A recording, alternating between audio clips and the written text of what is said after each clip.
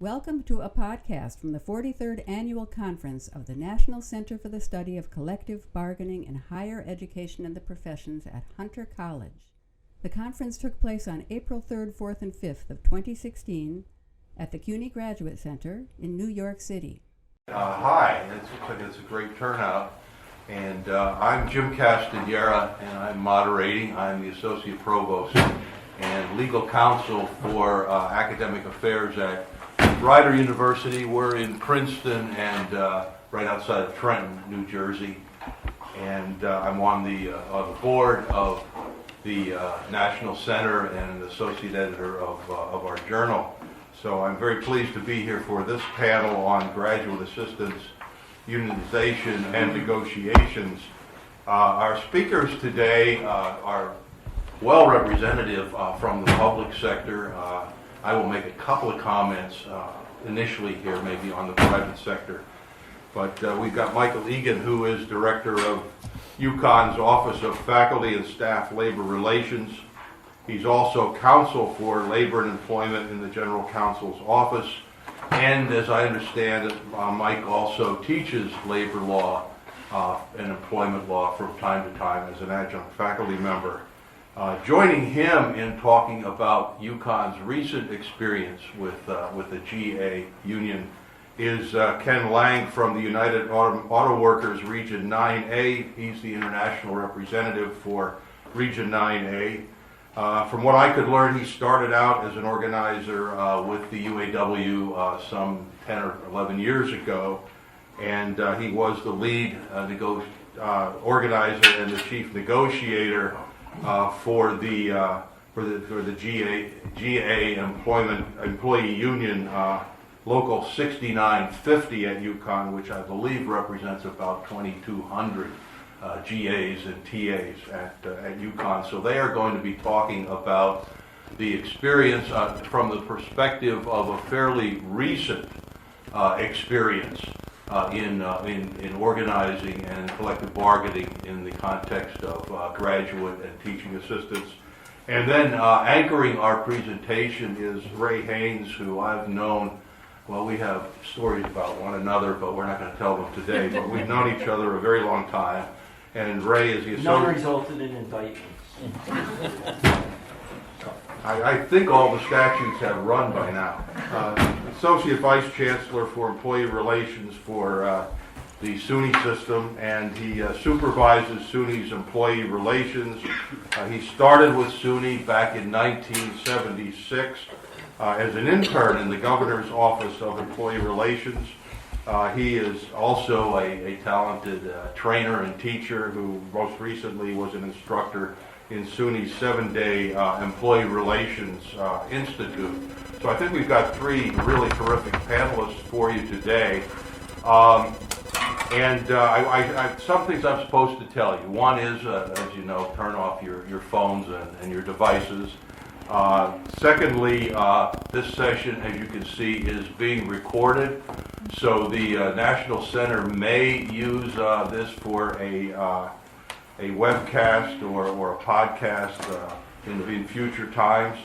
I am told to encourage civility, so we don't have to separate you to two different rooms, but that's part of my duty, and of course to say that we will have ample time for discussion and questions at the end of the session.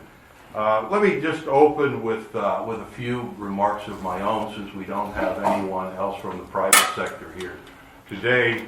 We know that this is an extremely hot topic, both in the private and the public sector. And you probably, if you attended the early remarks in the plenary session this morning, you know that Phil Herbert mentioned that there is a tremendous amount of activity at the National Labor Relations Board right now, which is, of course, the agency that deals with union and collective bargaining in the union organization and collective bargaining in the private sector. And I won't repeat all of the statistics that he gave this morning, but suffice to say there have been in excess of 80 petitions over the last 3 years, and across public and private organizing in higher education, and some 42 of those, I believe he said, were in the private sector dealt with by the NLRB, and overwhelmingly these have resulted in successful election results for the unions. I looked up GA unions. I just did a quick Google search of the question, how many GA unions are there in the United States? And I got from Google 2,400,000 hits. So that does suggest that it's a fairly hot topic. A little bit of background on the private sector. The National Labor Relations Board had held back in the 1970s that graduate assistants were not employees for purposes of representation under the National Labor Relations Act. But as I'm sure many of you know, in 2000 the NLRB ruled in the NYU case that GAs were primarily employees who could organize, and in fact the union, which was organized by Ken's organization, did get a first contract. Then in 2004, in a case involving Brown University, the board reversed itself. If there are any of you in the room who are not familiar with how the NLRB operates, it's probably worth answering the question that might occur to you: how could this happen? And the answer is the NLRB consists at its uppermost level of 5 members who are appointed by the President of the United States and confirmed by the Senate. And by tradition, the White House gets to have 3 members who are affiliated with the President's particular political party, and the party in opposition gets 2 members. So that, not unlike the way the Supreme Court of the United States has been functioning in recent years with numerous 5-4 decisions, we see many, in controversial cases, many 3-2 decisions, and they typically break along party lines. Thus, the Clinton board decided the NYU case, and the Bush board decided the Brown case. By 2012, NYU's graduate assistant union was back in front of the National Labor Relations Board, and in fact the board had agreed to revisit the Brown case by sort of a NYU redux.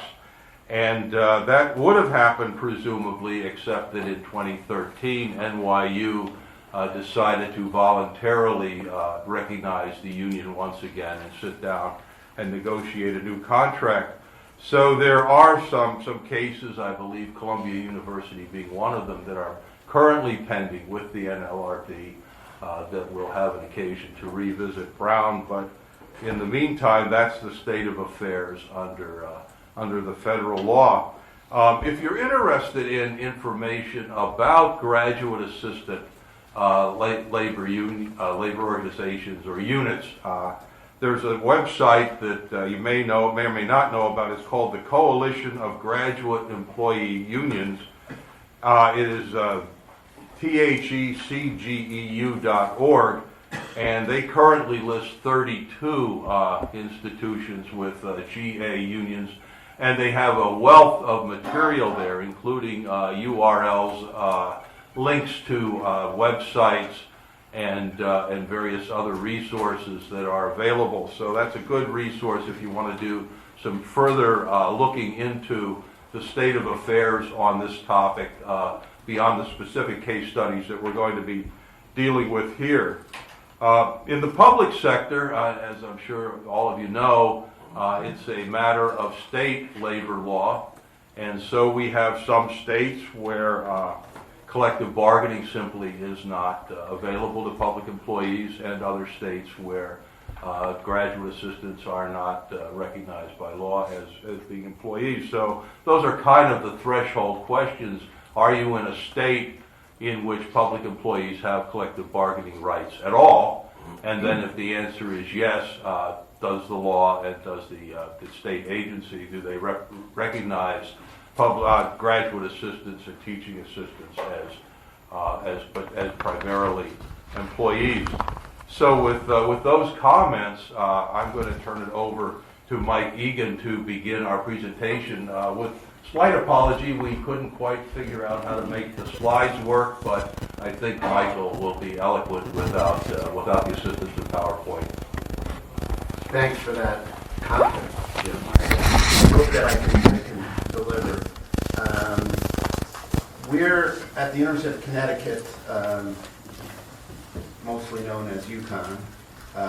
In addition to being a basketball school, we also are a school that has 91% of our workforce represented by a union. So we've got a long history of constructive relationships with labor unions. One group of employees that has never unionized, or not until recently, is our graduate assistants. So my remarks are going to be focused on the GA union organizing process from the employer's perspective, the negotiation of a first contract, which for me was, this was the first time thing. So many of our other unions are mature. There have not been opportunities to negotiate a first contract, and some of the unique factors of bargaining a first contract. I'd also like to talk a little bit about, from our perspective, the factors that we think contributed to the GAs seeking representation. And also, during the organizing drive, we made a decision as an institution to remain neutral, and we entered into a neutrality agreement with the UAW that contains certain provisions, benefits we think to both parties during the process, to make sure that the GA voice was heard as to whether or not they wanted to unionize. And Ken and I haven't talked extensively before. We've been talking about a lot of things, obviously, but not about this presentation, so I hope I'm not stealing too much of your thunder, but I'm sure you can fill in gaps. The history of labor organizing at UConn began in 1975 with the passage of the State Employees Relations Act. That act includes special provisions for higher education that allows for public colleges and universities to negotiate directly with unions representing faculty and non-teaching professionals. The rest of our employees are unionized, but they negotiate directly with the state. So our workforce that's in dining services, police and fire, all the other staff positions negotiate directly with the state. And as I had said in my opening remarks, 91% of the full-time workforce is unionized, and that is not including the graduate assistants. The factors that we think contributed to the GA desire for representation and unionization include the following. Health insurance had always been a benefit made available to graduate assistants at UConn, heavily subsidized by the university. Historically, it had been a state-administered plan, very similar to state employee health benefits, and it became extremely costly to continue that plan as it was administered by the state. We had very little control over it.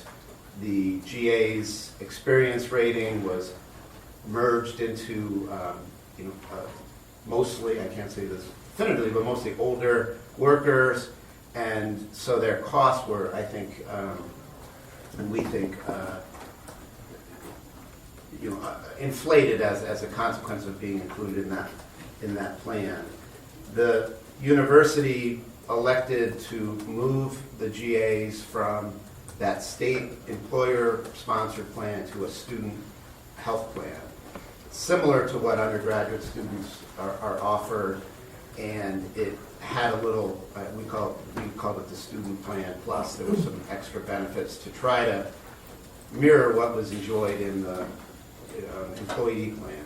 And Ken will tell you, it did not mirror what was in the old plan, and there was a lot of complaints, a lot more out-of-pocket costs, service complaints, that claims being denied and then appeals having to be made. So the students were quite upset about that transition. There was also a discussion at the same time as the plan switch was made to drop the subsidy for spousal and children benefits. Now, a lot of GA plans don't have those, I've seen across the country. We had that. We had it before there was a labor union, and the thought of losing that, I think, was a big factor that contributed to the unionizing drive. Some other things included fee increases. There's a tuition waiver for our graduate assistants.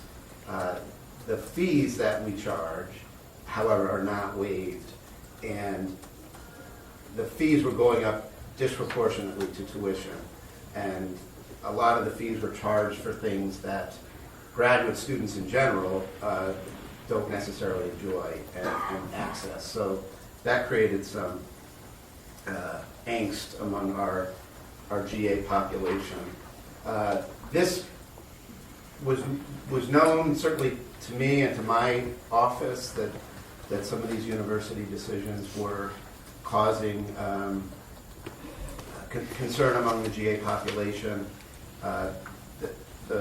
In the fall of 2013, the Graduate Student Senate adopted a resolution seeking unionization, and that was the first official statement by an organized group of graduate students that the best way to protect rights for graduate assistants was to form a union. There was a card collection drive that started soon thereafter. I don't know all the exact timing, but Ken could probably tell you. And the UAW was brought in to assist with the organizing drive. And they were quite successful. Every union on campus endorsed the right of the GAs to unionize. There were a number of elected officials that did so as well. And in the spring of 2014, we were approached by the UAW with information that they had majority support, but they wanted to reach a neutrality agreement with us to go through the official representation process under our state collective bargaining law. And we did, as I mentioned, we did agree to a neutrality agreement. It wasn't exactly the agreement that was proposed by the UAW. Our motivation for doing that, number one, is this long history that we have with good, solid relations with labor unions on campus.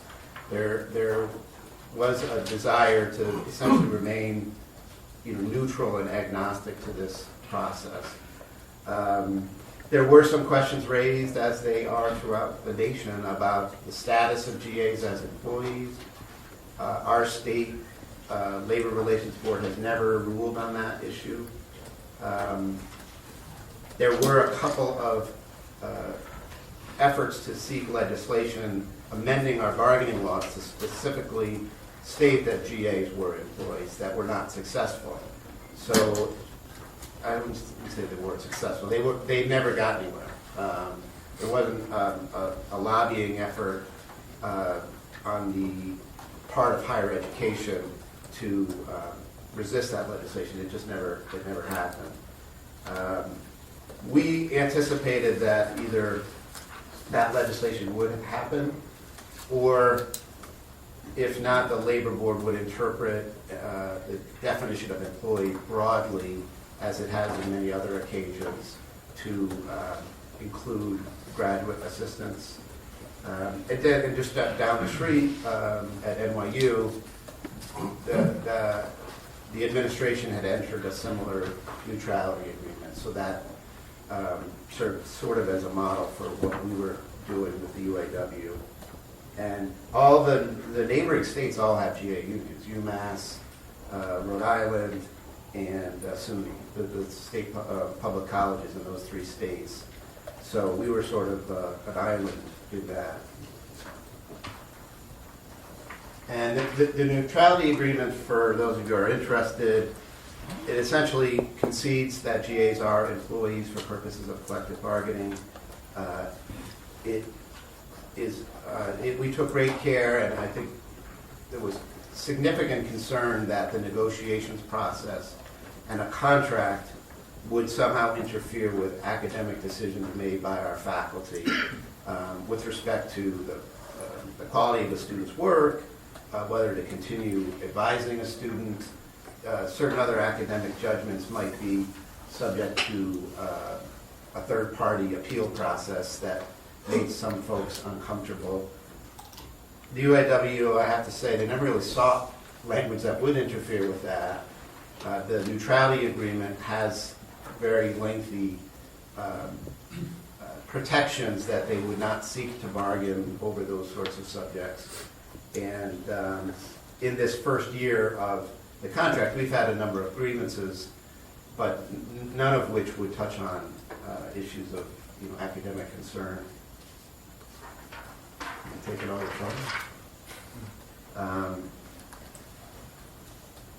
one big concession we got in the neutrality agreement was that by unionizing, if the GAs voted in support of unionizing, they would not become part of the state. We have the state bargaining coalition that includes all state labor unions, state employee labor unions, to negotiate over pension and health insurance. And we wanted to bargain that separately with the GAs and not have them automatically part of the coalition, and that was, not a difficult provision to secure. We did agree that we would, that majority status would be determined by the card check process. In Connecticut state labor law, that's an option. If there's a certain percentage, I don't know the exact number, and no challenge, then the state labor board can certify just based on a card check. The employer, though, can request that a secret ballot election. We agreed not to seek an election if there was a majority status through card checks. And so in April of 14, the labor board certified the UAW as the exclusive representative of our teaching and research assistants. They verified signatures on authorization cards from way over 70% of the 2,200 GAs. So that was a substantial showing of majority support. And we began bargaining in June of 14, but really in the fall. So in about 9 months, we reached agreement in May of 15. So in about 9 months, we negotiated a complete first contract. And maybe Ken could talk a little bit about that. Again, some of the issues I talked about that contributed to the organizing drive were central themes in the negotiations: health insurance, the fee waiver of fees, things of that sort. So I don't know if Jim, you want questions now or at the end? I think it would be better if we hear from Ken and have the full picture. Okay. That's okay with me. I think you got the full picture. Right? Peace and harmony at Eagen. Well, actually, Mike did lay out the history, I think, pretty comprehensively. If we were going to tell the whole story, we might tell it a little bit differently. But given that he did such a thorough job, I'm just going to sort of focus in on a few things informally, emphasizing two or three aspects of the campaign that I think speak to what is a pretty unique story at UConn, but also kind of speaking to the larger question of graduate assistant unionization and negotiations, which is the subject of the panel. So I'm going to I'll say a few things about the organizing phase, really kind of emphasizing that I think it's a case study of how things should work. Second, I'll talk a little bit about the bargaining process, and I think the lesson there really for us was it was all about getting enough meeting time that if the parties sit down together and work hard to reach agreement, that can be done, but it only is possible if the employer, in this case, agrees to meet frequently enough. And then third, I'm going to talk in generality about one grievance that we dealt with that I think is also kind of a best practice case study of how if the parties work collaboratively together with a mutual goal, the process of collective bargaining clearly works. So first off, on the organizing, I mean, this campaign really was kind of an organizer's dream. We're pretty sure it was the fastest recognition campaign in the history of GA union organizing in the United States. It was 62 days from the day the first card was signed to the day that at the State Labor Board office we signed the recognition agreement. We were contacted in the fall of 2013 by a group, which is also an organizer's dream, a very broad group of energetic GAs from across the whole campus. Every discipline was represented. They wanted to organize a union. They were speaking to a number of unions as possible partners in helping them organize their union. They ended up selecting the UAW. We started meeting with them and preparing for a campaign. As Mike mentioned, there had been some activity previously that might suggest that there was a question as to whether or not GAs had the right to collective bargaining under state law. We looked very closely at the law and said, let's not even pose that as a question, and let's assert, because there's nothing in the law excluding graduate assistants. And we also noticed in looking at the statute that majority sign-up was written into the law as a procedure for certifying a union. To our knowledge, no other union had actually used that procedure, but we said, let's assume that's the case. And so the organizing committee, again, had active people from every department on campus. They worked very hard. They did all the organizing themselves. They signed up well over 70% of their colleagues on cards choosing GU, UAW as the union. And again, as Mike pointed out, in Connecticut, we have a long history of engaging elected leaders in Connecticut, and we built a tremendous amount of support from the governor down to, I can't remember, 70 plus state legislators or something, signed a letter to UConn urging that they remain neutral and that they respect the procedures in the statute as a way to recognize the majority, certify the majority and recognize the union. So again, 62 days after the first card was signed, we had a neutrality agreement and verification by the labor board that a huge majority had signed up. And so I think, UConn really did the right thing and should be commended for that. Both just in general, but they didn't challenge either the very right to collective bargaining or the majority sign-up procedure. They could have challenged one or both of those and delayed the process. And as we all know, universities in the public sector over the years and in the private sector have wasted, in our opinion, enormous, precious resources fighting either one, either just the very right to collective bargaining for graduate assistants or some other feature of the unionization process. And the decision UConn made to not fight those things and move forward, I think, set a very positive tone moving forward, post-organizing phase of the campaign. Contract negotiations, number 2. So, having said all that, the bargaining process proved much more difficult. And I'm not sure exactly why, but I think there were a few issues at play. First, the university hired outside counsel to negotiate the first contract, which we didn't agree with that decision. We think it brought in an outside party that wasn't familiar with the workplace, and it probably slowed things down just inherently because there was a learning curve. And it also,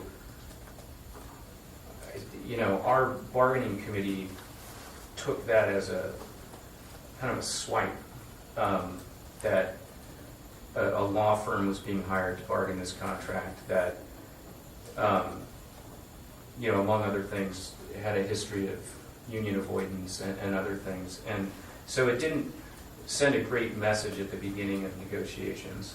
The second thing I think that made bargaining difficult was, and I don't know this for sure, but we suspect that UConn wasn't maybe expecting quite as comprehensive a bargaining agenda as we proposed. As Mike pointed out, there were some real screaming issues that drove the organizing, like dramatic increases in fees, cuts to healthcare, things like that. But our bargaining committee came in with a very comprehensive agenda, very much at the beginning focused on negotiating a language framework that would, last for a long time through subsequent negotiations that really created an enforceable agreement that people, on things like non-discrimination and workload and the things that you don't read about as much that are fundamental parts of a GA contract. The third thing that was a challenge was we had to move quickly because of the statutory context in Connecticut where collective bargaining agreements need to be submitted to the state legislature. So we started negotiations, I guess technically, in June of 2014. We essentially didn't bargain that whole summer. But in order, because of the legislative session timelines, in order for a contract to go into effect for this academic year, which is when it went into effect, we had to finish our negotiations and ratification process by, third week of April in 2015, which we ended up doing. But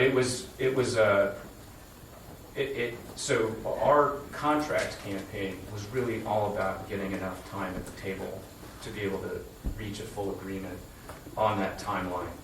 And it was difficult given that at the outset of negotiations, the university's chief negotiator was saying both at the table and publicly that it would take at least 18 months to negotiate a first contract because they're so complicated, et cetera. And we had, on the GA side, a huge mandate to get it done. There was a tremendous amount of energy in the organizing campaign. There was a huge expectation, not only to do things like improve the health benefits and improve the fee waiver situation, but also have a full contract that was enforceable and in place for the following academic year. And so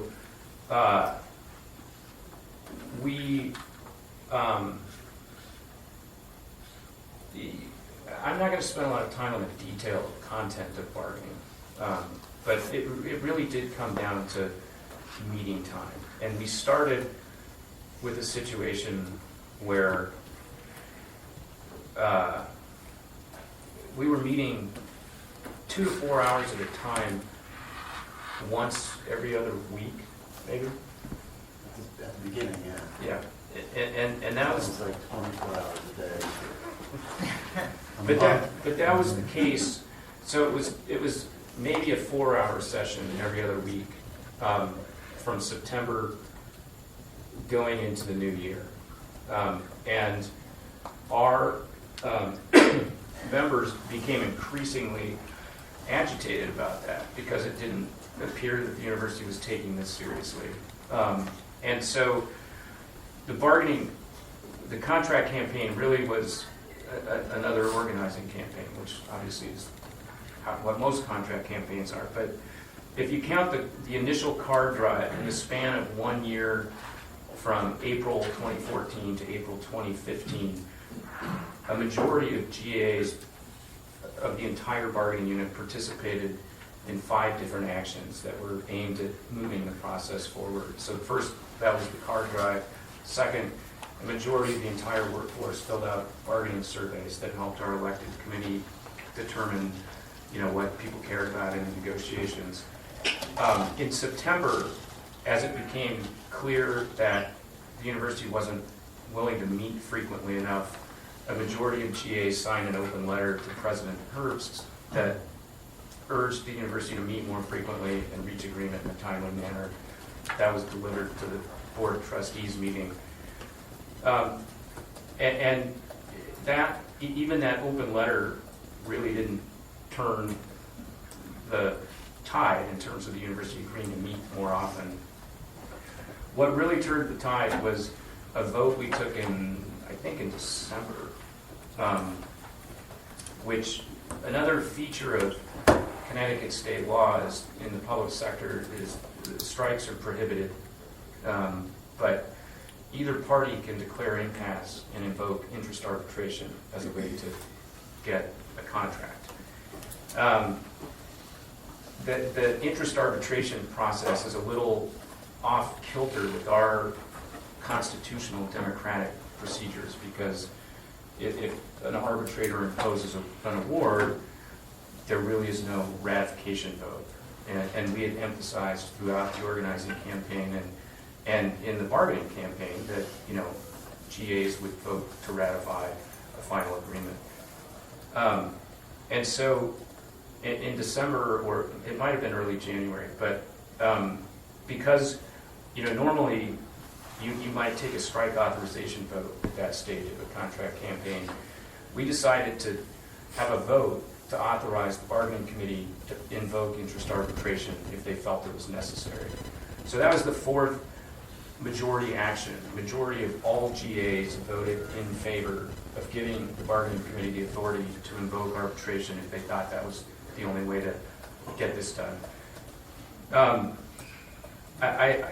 We can't prove this, but that appears to have, that was the moment where we suddenly had 6 full days of bargaining in January. And from then on, we had full day sessions that ultimately led to a tentative agreement, which is what all of us preferred. We didn't want to go to interest arbitration, but the possibility of it was there. And so we kind of built our contract campaign around the specifics of the statutory context in Connecticut in a way that we think helped our members get what they wanted, and especially get it done in a timely manner. And if anybody knows anything about what's going on in Connecticut right now, thank God we settled the contract last year, because contracts are not being approved by the legislature this year. I'm going to say one brief thing about the content of bargaining, because it relates to the 3rd topic I'm going to touch on briefly, which is non-discrimination. early on in the negotiations, the university insisted on language that would have, in our view, limited the rights of GAs to address situations of non-discrimination or harassment. Essentially, it's not language that doesn't exist elsewhere, but it would have prevented a GA from simultaneously grieving and pursuing in a statutory context an allegation of discrimination or sexual harassment. Our committee felt very strongly about that issue, and the university was pretty intransigent on withdrawing that language. We ended up working with a small group of state legislators that introduced a bill that would have made it illegal for an employer to go to impasse over that issue. And that combined, I think, with all the other actions we were doing on campus, ultimately, we were able to make that language come out of the agreement, or out of the university's proposal, so it didn't end up in the final agreement. And on that particular topic, institutionally, and I think probably everyone in this room agrees with this, we see collective bargaining as one way to promote universities as, sites of inclusion and accessibility. And we've already had, this is the last thing I'm going to talk about, sort of post-negotiation contract enforcement. As Mike said, we've had a number of grievances. We had one in particular that is a real success story in this area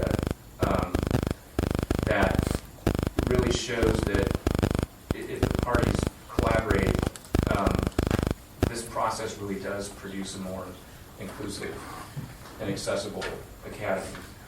So we had, last summer, a very significant individual grievance come up. And it's kind of a classic profile of the potential problems in the academy that have gotten a lot of attention lately, especially sexual harassment in the sciences.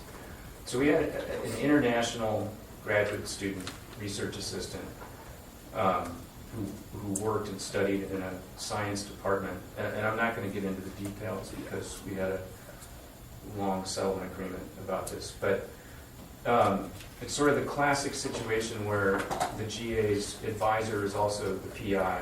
So they're the academic advisor and the boss at the same time, which has tremendous potential for abuse. Not that that's the norm, but structurally there's, a potential there. She alleged a pattern of sexual harassment culminating in one particular event that, again, I'm not going to get into the details. So she ended up pursuing a charge through the university's internal equal opportunity process. And the university concluded that they could not prove that the supervisor had done what she alleged. And so at that point, no collective bargaining agreement, no union, she's kind of out of the law. She luckily remembered the union steward who had signed her up as a member of the union earlier that summer, and she reached out. And by this point, it was later in the summer, there was evidence starting to mount up that she was also receiving sort of retaliation for having challenged him. Like she talked to, 15 or 20 other faculty to try to get them to agree to be her advisor, and they all said no. The department chair said, if I was you, I would just leave because nobody wants to take on a student who had problems with their previous advisor. So the union filed a grievance on the issue, and In addition to that, because it wasn't prohibited under the contract, the union helped her file a charge with the state civil rights office. And eventually, we settled all of these disputes. We spent an entire day with a mediator at the state civil rights office and reached a settlement that I think is,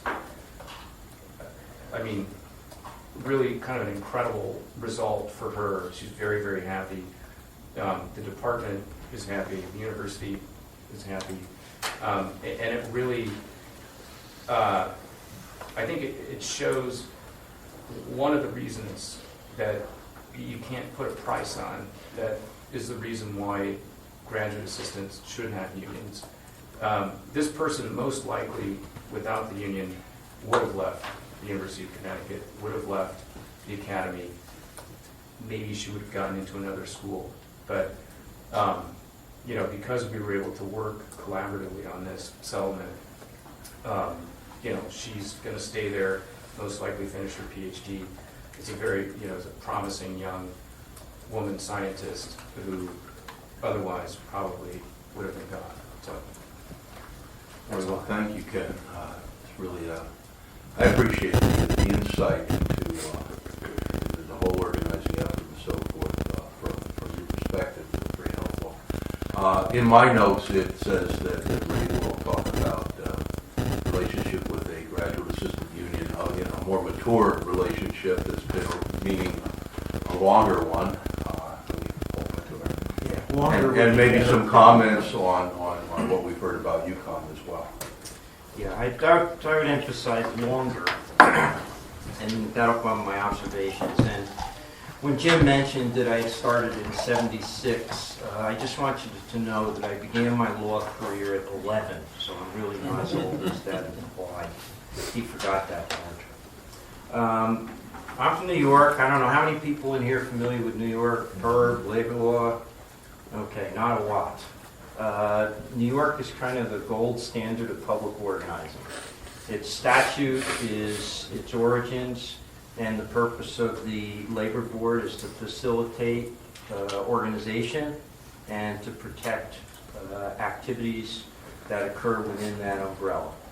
And so in New York, basically the emphasis was to funnel employees into bargaining units. So I'm responsible for the state-operated SUNY institutions, which number 29.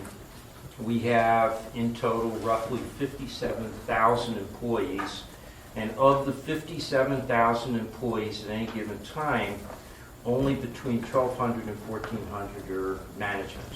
Everybody else is in a bargaining unit. So if you do the math, that's about 98.5% to 99%. So from my perspective, gainful employment forever, as you can see. The organizing efforts in New York goes with sort of a holistic approach. And so for the graduate students to organize, they had to get showing of interest from every SUNY facility by majority vote. And in New York, by statute and by GOER directive, the state is neutral. So the entire organizing activity has to occur without management interference, et cetera, unlike the federals where you can actually respond with it in one fashion or another. So the organizing effort was undertaken by the grad students starting actually in 1975. They were working at it one campus at a time, which took forever. It was not a good strategy. In '83, they affiliated with Communication Workers of America, and that's when things started to jump. They got some real professional help on it. By '84, they had a showing of interest. By '85, our faculty and staff union, represented by United University Professions, intervened to try and become the representative, and ultimately were denied. So the union was fully formed and certified in 1992. So we sort of took off from there. The first contract, they were certified in 92. Difficult to get everything ramped up. Their first contract was completed 94 to 95. A second contract was non-negotiated until 97, so there was a couple years gap. The next contract from 99 to 2003 wasn't signed until 2001, and a similar occurrence 2003 to 2007 wasn't signed until 2005. So you see a pattern of lengthy negotiations, which continued to date. The 2007-2009 agreement was signed in 2009. It actually expired very short after the signature, but it was able to get some retroactive payments. There was another gap, and the current contract is 2009 to 2016, which wasn't signed until 2014. So, okay, it takes a long time to do this. Why? Part of it is the organizational stability, and I don't attribute this to anything personally to the folks that we deal with. They're very nice, but there's a lot of turnover. It's inherent. Once they affiliated with CWA, they began to use a law firm. They got professional advice, professional representation through CWA and CWA's legal assistance. And we had an impasse in 96 that CWA actually intervened and took over and finished the negotiations. That created a problem for the graduate students who felt that their autonomy had been significantly restricted. So everything delayed again, and that was the delay for 99, while the graduate students basically negotiated with CWA sort of independence and moved from a local 1188 to the local 1104 educational unit. So they really came into their own at that point in time. As I mentioned, part of the problem and some of the delay negotiations is instability within the leadership, which is, I think, indicative of the turnover for students. These folks that are in school, they're going to graduate, they're going to go on, and they do a fine job while they're there, but then they move on. So they've had from 92 now, 23 years, they've had 8 different leaders in the unit. So that's it's actually less than 3 years. For the 6 collective bargaining agreements that we've had, there have been 7 different chief negotiators. One of them quit halfway through. So for those of you involved in collective bargaining, you can imagine if every time you sit down, the people on the other side of the table are new and different. The same with the bargaining team. The bargaining team members, we've only had one person that was on the team more than once in the 23 years that we've gone through. So you see where that type of turnover is going to create some problems. And it's not personality based, it's not anything negative for the folks on the other side. And indeed, the CWA, I think, has provided the graduate students with a very positive assistance, and particularly with the law firm that they've sent in. The departures from that have created problems. So where the unit has decided to go off on its own and ignore the CWA's legal advisors, those have been problematic, and they impede problem resolution. So, that you kind of see coming. The collective bargaining agreement and long-term was the emphasis, not necessarily mature. We've been in collective bargaining business since about 1972, 73 in the state of New York. And with the teachers union, that's primarily mine and Liesel's responsibility for many, many years. And in that regard, have built up, the presidents have turned over a few times, but I think we have an ability to reflect upon things that have passed and look at where we've come to. That's not necessarily the case where there's a lot of turnover. In our most recent, we had opened 21 of 30 some articles. So it's like starting over each time. And the thing that we've seen looking over the long breadth of time is a redirection towards our graduate students are no more than 20 hours a week. So they're basically a half-time employee if you were in any other bargaining unit in the state of New York. And New York, if you're familiar with it, sort of cuts off if you're half-time or less. The less gets significantly less than half-time or above, and that's health insurance, it's virtually everything. The graduate students have moved to a position in bargaining where they're looking to mimic the rights for the full-time employees across the state, which presents some difficulty because state of New York we have in SUNY 9 separate bargaining units. So there's pretty much an effort to have an evenness across the units in statewide things, and that becomes a little difficult. So what became relatively apparent this time quickly is at the end of the day, you would graduate with your degree debt-free, have full health coverage, comprehensive health coverage, protection against retrenchment and recall, which really doesn't happen in other units, term appointments for domestic employees up to 5 years and for international up to 5 years, with different standards on academic freedom than our full-time faculty have. So that's, as you can imagine, an array of demands that is very difficult to deal with. On our side, the university side, we have very little. When we bargain in the state, essentially, we collectively bargain with representatives from the governor's office of employee relations, and they and the division of budget are looking to even out compensation, health insurance, all these other things. So when you have these demands that are really very, very difficult, you can see where the bargaining gets drawn.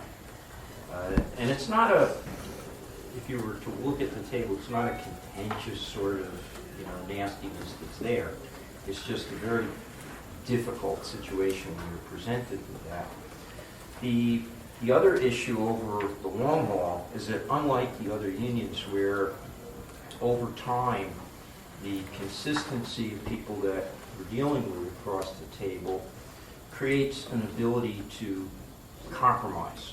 From an employer's perspective, and this goes over a lot of years, the word compromise really means in the relationship how much will management provide to the union in its ongoing demands to basically satisfy the membership, whether it be in the grievance forum, negotiations, or so on. Management in a mature relationship has very little in the way of demands unless there's a budget problem. There's some sort of cycle that requires a give back on something significant, and that usually comes from the state. But otherwise, the day-to-day operation is giving stuff to the unions. That's what our office does every day.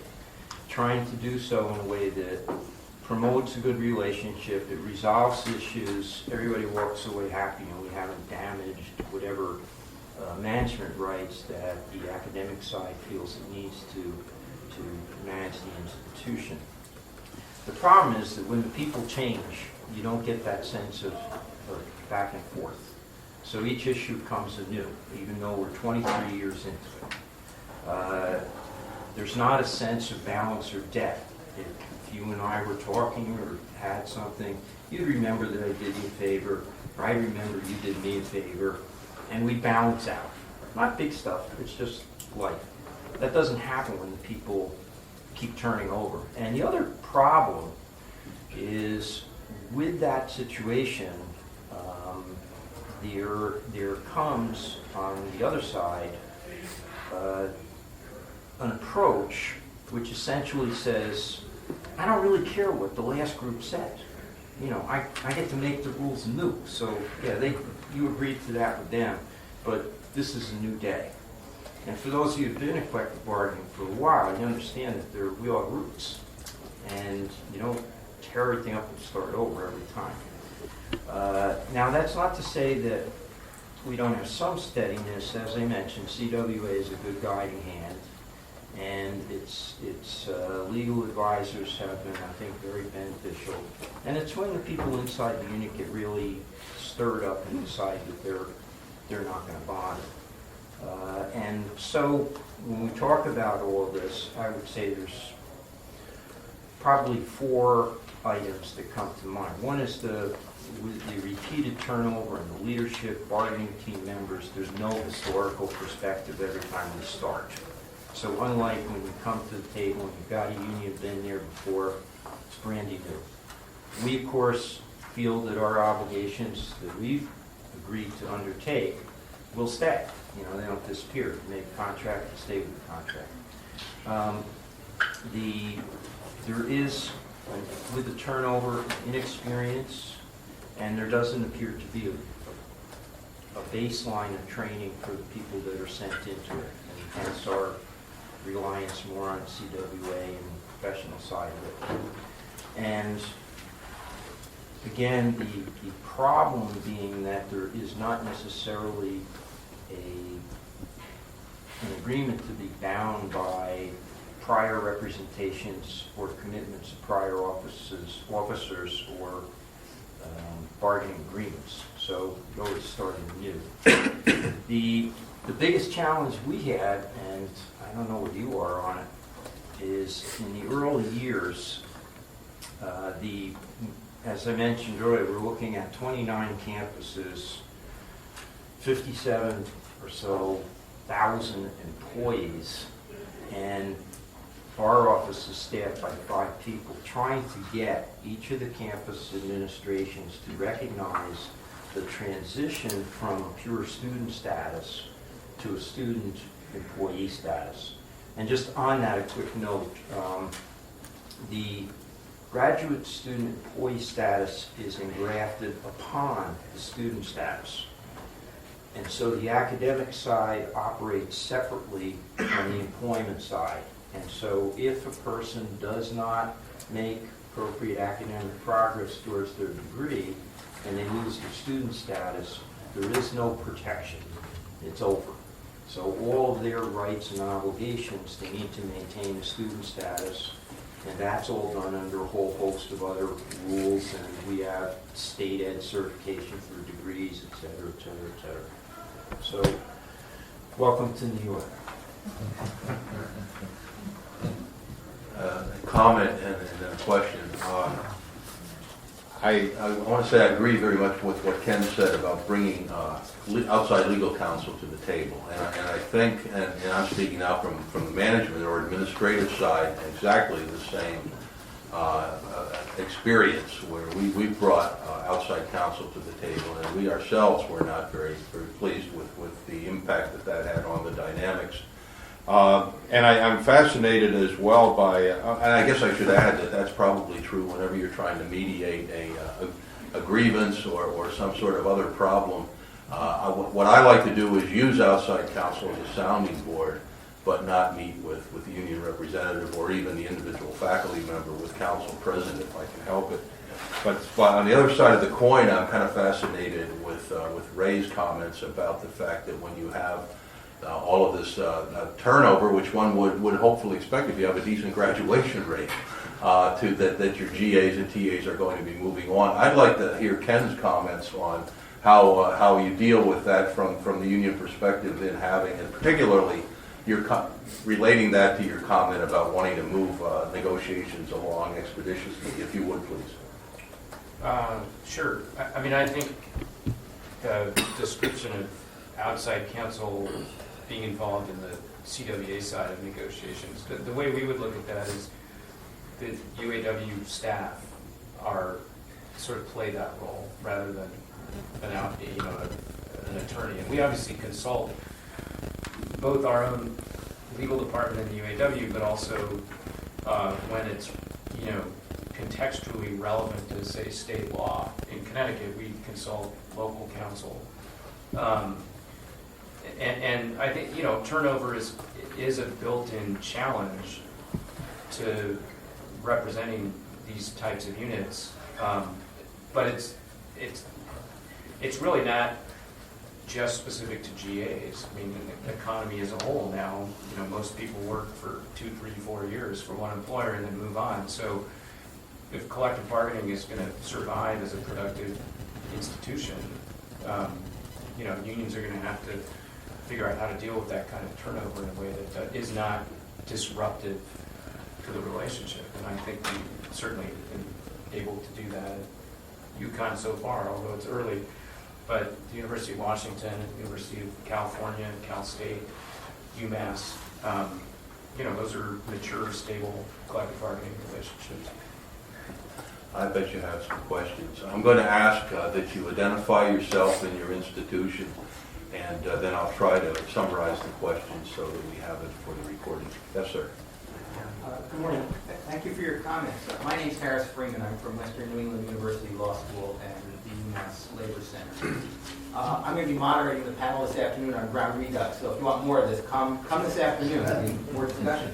I had a question particularly for the UConn folks with respect to the comment that you opened with, Michael, regarding the concerns about academic freedom among the faculty at UConn with respect to the organization of grad students. And maybe this is also for Ken, because these are unionized folks and they may have had some conversations with your union. But could you articulate a little bit what kind of concerns the faculty had, whether it was a large group, and what was the administration's response to that? In other words, how did you deal with the faculty from your point of view? And similarly, Ken, how did you deal with the concerns raised by any faculty who were unionized who spoke with the UAW about this tension that is part of the conversation about it comes up in the NLRB, decisions on this. So how did you deal with this question of academic freedom? Do you think we're picking this up well enough? Yeah. Okay, well then, go ahead. I won't summarize it.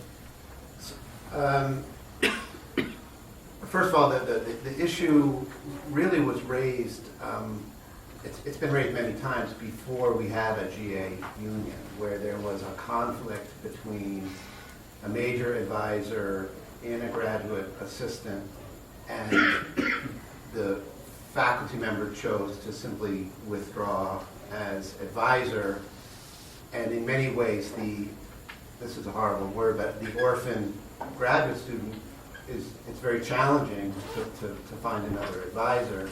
And there were cases where the faculty member was wrong. It wasn't an academic decision at all. It was, in one case, there was clear evidence of retaliation for having filed a Title VII or Title IX type of complaint.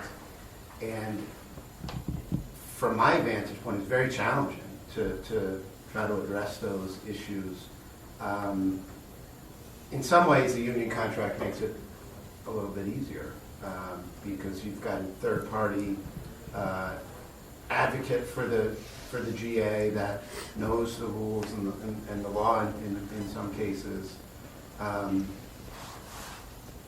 But there are a lot of decisions made about students by faculty that are absolutely protected, and people may disagree and they think it's unfair. And so far we haven't had a dispute like that, but the contract is written in such a way, and the neutrality agreement, even before we started the process, was written in such a way that the union would not intrude on those kinds of decisions. So for us, it was really limited to the concern was that somehow weak graduate students would be protected. And we are trying to advance our research profile and graduate education and improve our graduate programs. And so we want to set high standards for students, academic standards. And there was some fear that the union would drag that backwards.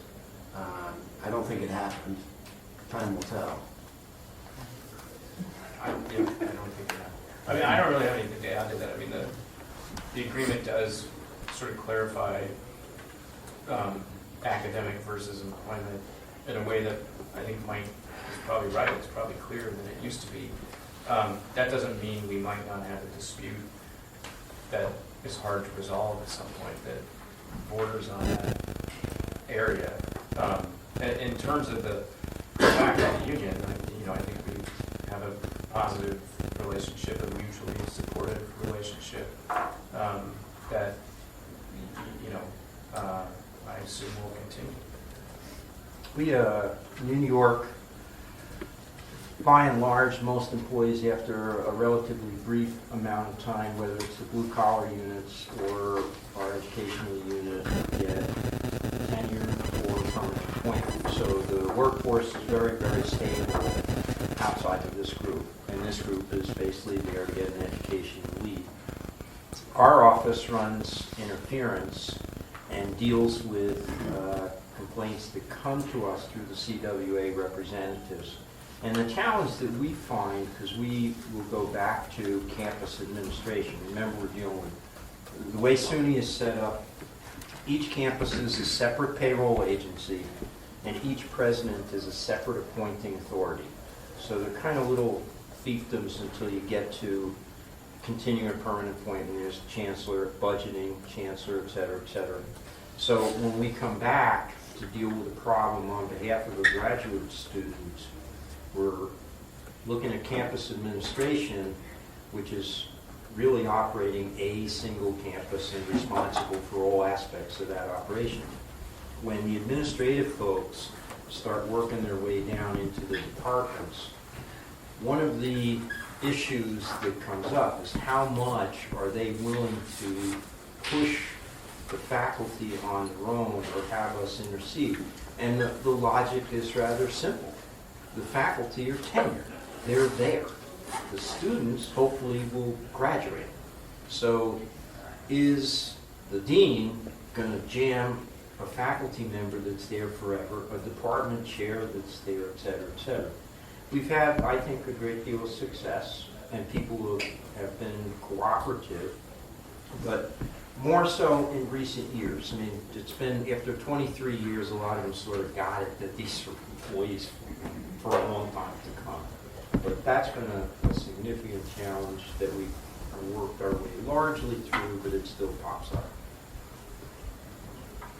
Somebody else? Yes, ma'am.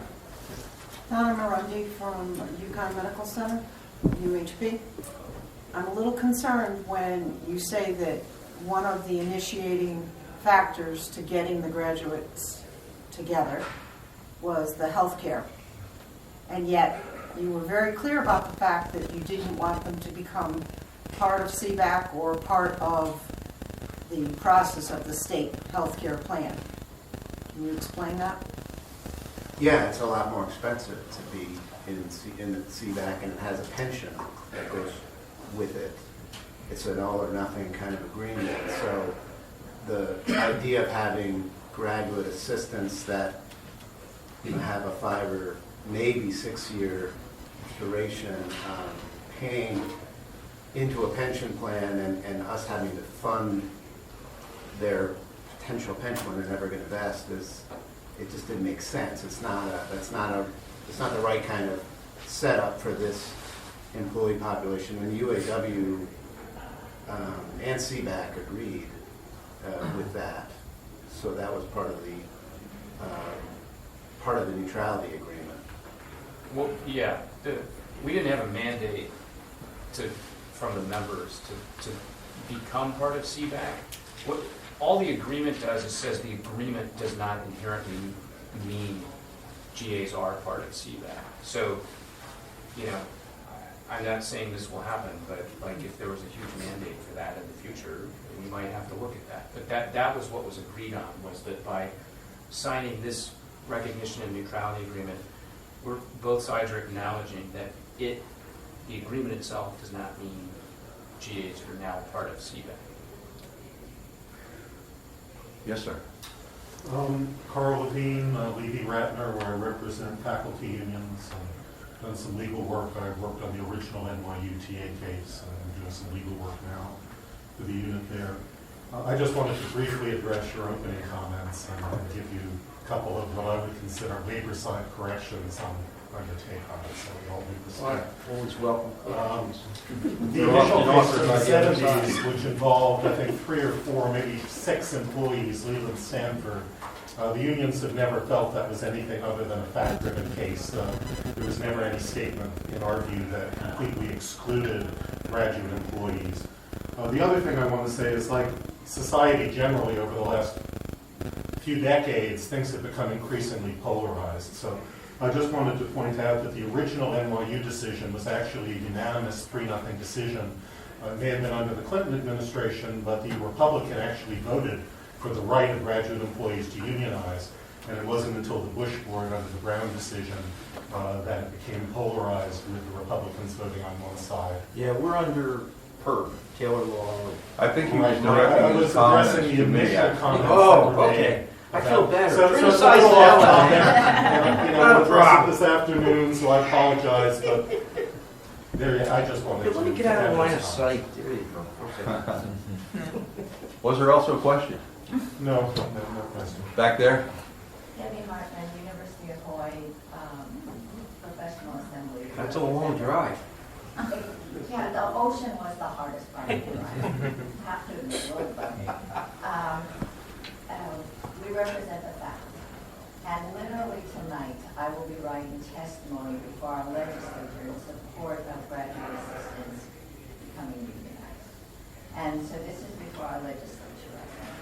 The university administration is literally writing testimony against it. So we've been going through this for the last 2 months. And it's in its final stages. This is the final hearing before the legislature. And so we literally have to have our legislature approve it before we can get to any next step. One of the reasons I'm here in this particular workshop is hoping to hear something that is persuasive that I can convince our legislature to allow them. They won't unionize under us, they'll unionize under a different union structure.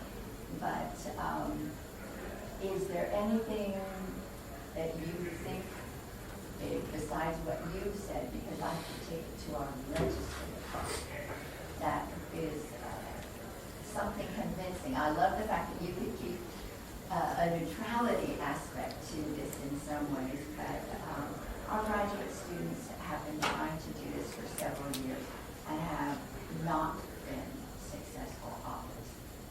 I'd say this is the man on that question. You know, as a matter of fact, I was kind of Googling around since you didn't send me biography, Ken. And I found... I'm here flesh wound, right? And I found a document that I'm sure you can find, which was a letter or a statement, I guess. Maybe it was read on the record by you and I think your assistant, laying out for the legislature the reasons why they should approve the agreement. I don't know if it's the kind of thing. I guess depending on how. Sounds like you had a fairly friendly legislature by and large that you could work with, or at least some very friendly people on the legislature. You're talking about Washington? No, I'm talking about Utah. Oh, yeah. Well, I don't have the answer for you, but I've followed this casually, and it's been, 2 or 3 years in a row that the bill's been introduced. I don't think, just to be blunt, I don't think the testimony is going to change their mind at this point. If they haven't been convinced, it's really a question of power. So the GAs are going to have to develop even more political power, the only thing that, where I was a graduate student at the University of Washington, we were in a similar situation where the law was unclear. We didn't think it excluded graduate employees, but the university did, and ultimately we changed the law, but that was only after a major strike and lots of campaigning, as well as working with the legislators to understand that this isn't really a big deal. it works fine at all these other places. You know, you can make all those arguments, but if there's no power, and I mean, I think both houses are, generally speaking, labor friendly in Hawaii. No? Oh, okay. Well, anyway, that's my answer. Somehow you have to change the power dynamic, or they're gonna keep saying what they said the last 2 or 3 years. New York is just a labor board, and the employer is required to be neutral. So all the employer will do is supply information on request. And so the labor board, at that point in time, I had not looked through the certification proceedings for a long, long time, was looking at whether or not these employees received a state compensation. So a direct payment with a state check as part of the definition of whether they were or were not an employee, and whether or not they were supervised by other state employees. And those were important elements that went into the mix, along with the showing of interest in all the procedural trappings that had to happen across the whole state University of New York. So they had to have showing of interest cards at each one of the 29 facilities. So the package that went was the showing of interest, et cetera, and then the definitional context. But it was only to prove it to the labor board itself. And we were not, meaning the SUNY management, the state management, was not part of that other than to supply information. So, and it took a long time for the CWA on behalf of the graduate students. And so by definition, the labor board certified the unit as representing those individuals who had the title of graduate assistant or teaching assistant and received a state salary. That's the definition of the certification. I think Ken, you kind of nailed it. That my sense was from my notes that when you're talking about people's experience in Connecticut, you had some friendly reception in the legislative body.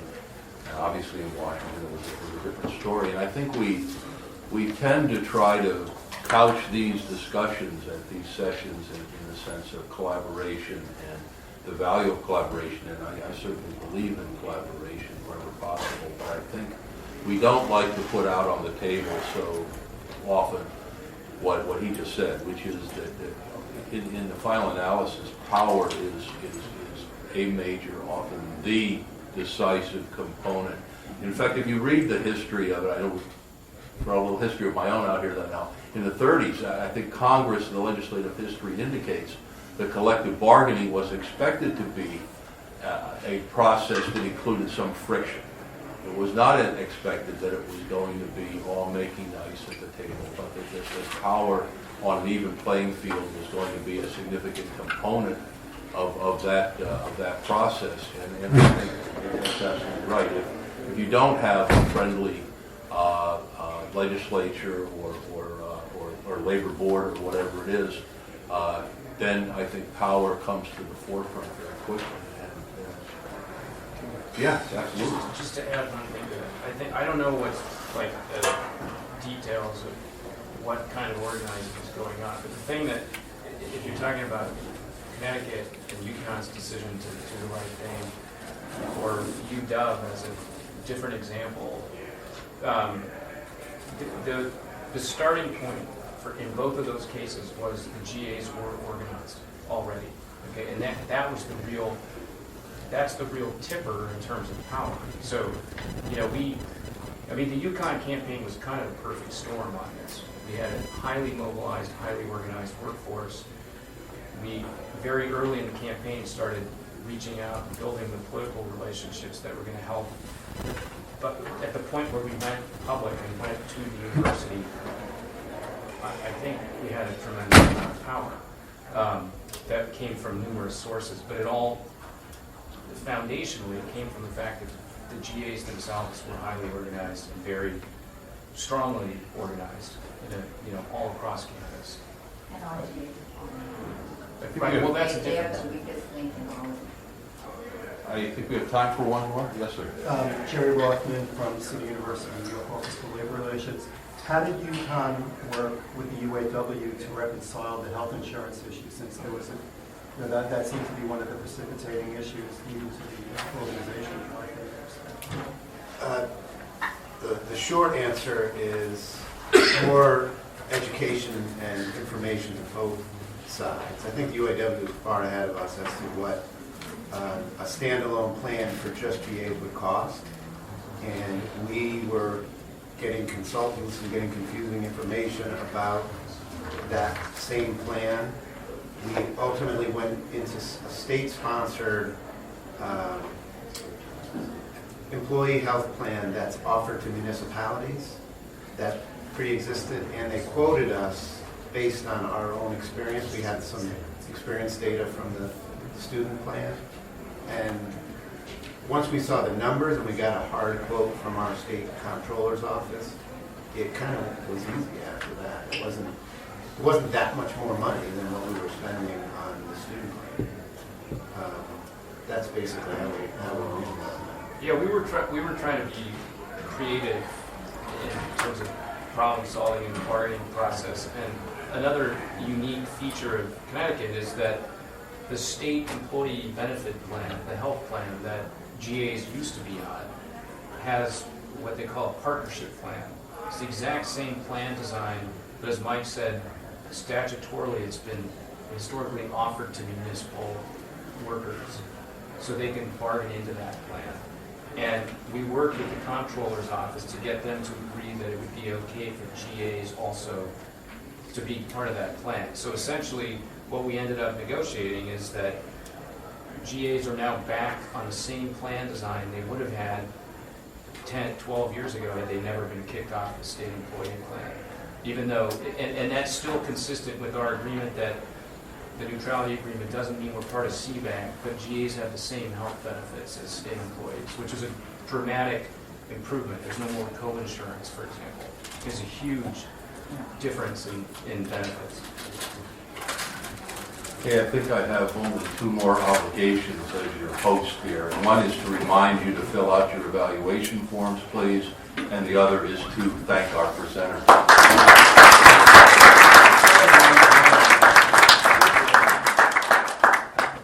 This ends a podcast from the 43rd Annual Conference of the National Center for the Study of Collective Bargaining in Higher Education and the Professions at Hunter College in New York City.